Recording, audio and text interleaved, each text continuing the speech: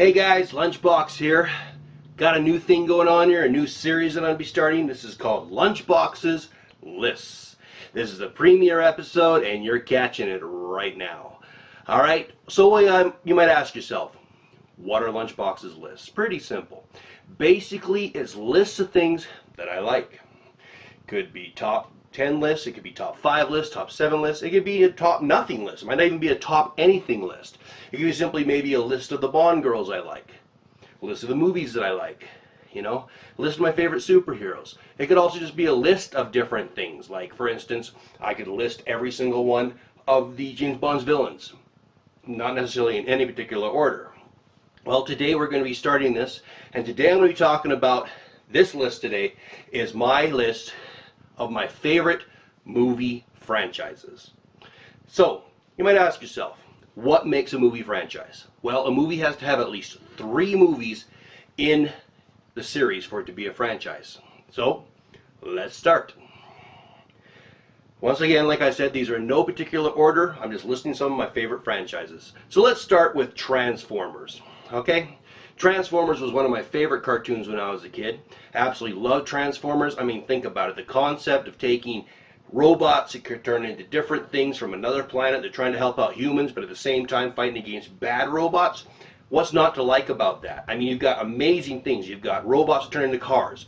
Robots turn into planes. Robots turn into guns. Robots that even turn into a cassette player, like Soundwave. And then as cassettes come out, and they transform into stuff as well. It was absolutely amazing. When it was announced in 2006 that Transformers was going to be coming out as a movie, I gotta admit I was a tiny bit skeptical. But when I heard that executive producer Steven Spielberg was involved, it gave me hope. So, Transformers, I'm going to start off, that is the one I really, really like. One of the first, okay? It started with Transformers in 2007. Was followed by Transformers Revenge of the Fallen in 2009, Transformers Dark of the Moon in 2011, and finished up thus far with Transformers Age of Extinction in 2014. They were all directed by Michael Bay. Alright? Anyway, what's really cool about these movies when they made them is that they introduced us to some new characters. Shia LaBeouf ended up playing a character of Sam Witwicky on there, just a mild-mannered high school student. He's got a crush on a girl. Isn't that like happens in a lot of movies? And this, of course, was the movie that introduced the world to that absolutely incredible hot fox, the aptly named Megan Fox. Thank you, Transformers and Michael Bay, for introducing her to us, by the way. Anyway, so he goes out and he buys a car, right? He wants to buy a car to impress his girl. And what does he end up buying? A 1970-something Firebird Trans Am, who of course turns out to be Bumblebee, a Transformer in disguise. Now what's cool about this is that as it went on, it introduced to other characters, of course, Megatron, the evil one, Optimus Prime, this kind of stuff. It was absolutely incredible, and of course it ended up following with 4 movies altogether in the total. What I really liked about this in particular is that as the movies progressed, it introduced other characters as well. Of course, we had John Turturro was on there. Kevin Dunn and Julie White played Sam Witwicky's parents. And then when it came to the 4th movie, they had a brand new cast. Mark Wahlberg was in there, with Stanley Tucci. Kelsey Grammer was on there, and of course Nicola Peltz was actually introduced as Tessa Yeager, and she actually played Mark Wahlberg's daughter, and once again introduced a beautiful woman to this world. What's really cool about it is, particularly what I liked about Transformers, was the voice talent. Now, of course, the nice thing about it is that Peter Cullen actually did the voice of Optimus Prime.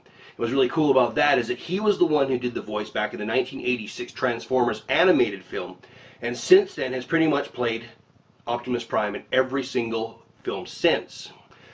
Interesting thing and a little bit of trivia about Peter Cullen, he also did the voice of Eeyore in quite a few of the Disney cartoons about Winnie the Pooh, and he also played Monterey Jack in Chippendale's Rescue Rangers. And also, for those of you that are fans of Rainbow Bright, he also did the voice of Murky Dismal. So Peter Cullen has obviously been doing a lot of voice work for some time. Other Transformers were voiced by Hugo Weaving, of course, as Megatron. Many of us remember him as Agent Smith in The Matrix, and of course he was Elrond in Lord of the Rings. And also Leonard Nimoy came on and did the voice of Sentinel Prime in Transformers Revenge of the Fallen. And also John Goodman came in Revenge and Transformers, the fourth one, which of course was called Age of Extinction, and did the voice of Hound, among other things as well. So Transformers was actually a lot of fun. I mean, maybe the stories weren't as strong as they could have been, but I loved how they handled Transformers, and I thought it was very well done. Okay, Transformers 5 has actually been scheduled and announced to come out in 2017. They haven't announced the title for it yet. What's really cool thus far about the Transformers movies is the original budget for all four of the films was set about $755 million. They've made over $3.7 billion with a B, dollars at the box office. So they've been done very, very well. And that's Transformers, the first of my favorites. All right, my second one I want to talk about today for favorite movie franchises is the Pirates of the Caribbean. These movies were a heck of a lot of fun, of course, based on the ride at Disneyland and Disney World called Pirates of the Caribbean. And what's really neat about these movies is that it introduced us to Captain Jack Sparrow, played by Johnny Depp. Also, we had Will Turner, played by Orlando Bloom. Keira Knightley played Elizabeth Swann. And, of course, we had the absolutely amazing Geoffrey Rush as Captain Hector Barbossa. What was neat about these is it got us back to swashbuckling and pirate times, lots of energy, action, and excitement. They were produced by Jerry Bruckheimer, so they were a lot of fun. The first three movies, of course, told the story of Elizabeth Swann and Will Turner, and basically, if anything, it was their love story, of course, as they were going back and forth and interacting with the different pirates and this kind of stuff. The fourth one, the story is a little bit different, of course, because Orlando Bloom as Will Turner and Keira Knightley as Elizabeth Swann / Turner were no longer in those films, and of course that was the one where Johnny Depp playing Captain Jack Sparrow was going after the Fountain of Youth. What was cool about that fourth one is it introduced us to Blackbeard the Pirate, played by the phenomenal Ian McShane, and also introduced the hot Penelope Cruz in there as Angelica. That was a lot of fun. That one, of course, introduces even had some fun mermaids in there, and we found out that mermaids are not all nice like Ariel from The Little Mermaid. These mermaids actually like to take the men and drown them and eat them and copulate with them and all sorts of fun stuff. But anyway, the movies were pretty fun, and they actually announced that the next one is going to be coming out in 2017. This one's going to be called Dead Men Tell No Tales. And what's nice about this is they're going to be introducing Javier Bardem's going to be in the movie. I'm not positive on his character, but he is going to be the villain. Of course, Orlando Bloom is said to be back playing Will Turner. The neat thing as well about this is that the budget for the total of these four films was $1 billion, and they grossed over $3.7 billion worldwide. So once again, obviously, this franchise did very, very well in the theater.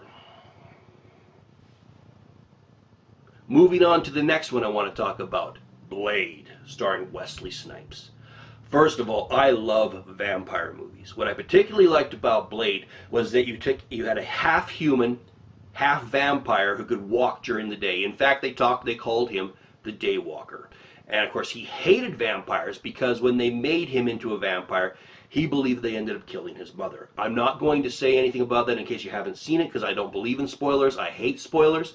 But what's really cool about this is you've got a badass vampire, half human, who hates vampires, and his one goal in life is to destroy all vampires. Okay, the very first one was really neat. It told the origin story of Blade. We found out that he ended up meeting up with a man named Whistler, played by Chris Christopherson, and then he would go along and he would show how he would deal with things like the cravings of the blood cravings, and he had a special cocktail he used to take to stop himself from wanting to eat people. And it also introduced us to some other neat characters. What was pretty cool is that in the first one, of course, you had the story of Blade, and he ends up running into a guy, one of the vampires, who was actually played by Stephen Dorff, and his name was Deacon Frost. And so there was actually a council of vampires, been around for some time. They did not like the way that Deacon Frost was acting, because he was being much more open. Vampires had always lived in secret. Deacon Frost didn't agree with this. I mean, he thought that humans were basically their food, and so of course Blade had to deal with this. The second one is pretty cool because it introduces a new breed of vampires called Reapers. What's really cool about them, of course, is that these vampires not only went after humans, they also would attack and kill vampires as well. So Blade actually teams up with a group of vampires to go out and try to find and stop these Reapers. The second one, of course, introduced us some pretty cool people. Norman Reedus, who a lot of people would know, of course, from Walking Dead, was in this. He played Scud, who was actually kind of a sidekick for for Blade, excuse me. And some other cool people in there, like Ron Perlman, one of my absolute favorite actors, the guy who played Hellboy, and of course Clay from Sons of Anarchy, so you know I love that because you know I love Sons of Anarchy. He actually played a character named Reinhardt, and the group of them went out to try to go after these Reapers. They were vampires who was teaming up with Blade. The third one, which a lot of people didn't care for, Blade Trinity, I actually really liked. What they did is they went back and they reintroduced the world to Dracula himself. He was called Drake in the movie. And he was played by an amazing actor named Dominic Purcell, who of course afterwards went on to be in that TV show Prison Break. It also introduced us because Whistler was no longer in that movie. Once again, no spoilers. I don't want to say why. You can probably figure it out. But it introduced us to a character named Abigail Whistler, played by Jessica Biel. And it also had, as the villains in this movie, other than of course Dracula himself, Parker Posey played a really fun character named Danica Talos, who hated Blade, and she was a vampire. Callum Keith Rennie played her brother Asher. And of course, Triple H, 14-time WWE World Champion and current CEO. A lot of people would say Stephanie McMahon's bitch, but it's actually her husband. He actually played a really fun character as well in that movie, and his character was called Jarko. One of my absolute favorite things about Blade Trinity, though, is that the character was played by Ryan Reynolds. Okay, Ryan Reynolds played a very fun character named Hannibal King. He was the comic relief in the movie. If you haven't seen Blade, make sure you check out Blade Trinity, and particularly because Ryan Reynolds' performance was absolutely hilarious. I enjoyed the Blade movies. Apparently Wesley Snipes, now that he's got all of his monetary and tax problems taken care of, and with the success of him being Expendables 3 and also the television show The Player, if you haven't seen The Player, you should check it out. It's actually a very fun television show, very exciting television show, and Wesley Snipes is on it. However, getting back to Blade here, at the San Diego Comic-Con in 2015, Wesley Snipes announced to IGN that both he and Marvel were in talks about bringing Blade back to theaters. Now, some of you may be saying, Marvel? What? Yes, Blade was actually based on a Marvel comic book.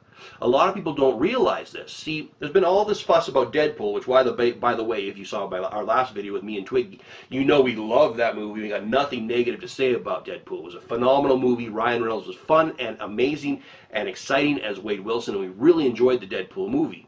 But there was all this thing about, yeah, finally a Marvel R-rated movie. Well, the thing you got to realize is that Blade, all three of them, of course, were rated R, were based on a Marvel comic book series. So, something to think about here. That having been said, Blade still did quite well. The three movies were budgeted $164 million and made $415 million. Not as much as the other ones, but still, they obviously did very, very well. Alright guys, so that is the end of part one. When I originally did this, I had planned on doing one video, but it's a little long, so it's probably going to be 3 parts. Anyway, so yeah, I'll be putting up part 2 in a few days, and in the meantime and in between time, be excellent to each other.